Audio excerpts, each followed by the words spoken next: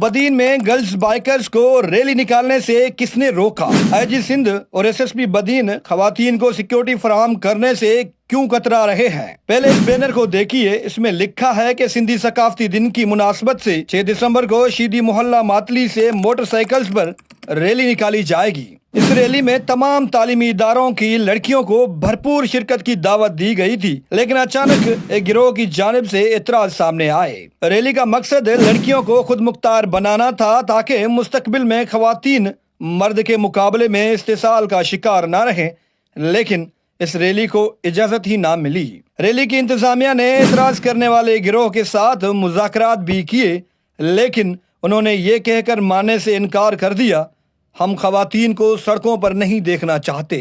Social media پر یہ خبر سامنے آنے کے بعد ٹرینڈ شروع ہو گیا، پھر اعتراض کرنے والے گروہ کو بھی کھری کھری سنائی گئیں۔ سوشل میڈیا پر لوگوں نے سوال اٹھایا کہ مرد موٹر سائیکل چلائے تو درست، عورت چلائے تو غلط، یہ کیسا نظام ہے، یہ کیسا اعتراض ہے؟ خود کو بڑا سیکولر کہنے والے بدین کے بااثر افراد اور تناظیم اس معاملے پر مکمل طور پر خاموش ہیں، لیکن اگر کوئی تقریب ہو جائے پھر ان کی تقاریر سن لیں، آپ کو ایسا لگے گا کہ جیسے اگلا انقلاب یہ لائیں گے۔ سچ پوچھیں تو حقائق اور باتوں میں زمین و آسمان کا فرق ہے۔ کراچی میں بائکرز ریلی نکالیں تو درست، لاہور میں لڑکیاں گاڑی ڈرائیو کریں تو درست، لیکن بدین میں بائک ریلی پر اعتراض سمجھ سے بالاتر ہے۔ ہمارے سیاستدان تقاریر میں بڑی بڑی باتیں کرتے ہیں، لیکن جب عملی اقتدام کا وقت آتا ہے تو سب بھاگ نکلتے ہیں۔ یہی وجہ ہے کہ آج سندھ کی عورت استحصال کا شکار ہوتی جا رہی ہے۔ خیر، یہ تو تھے سوشل میڈیا پر لوگوں کے خیالات۔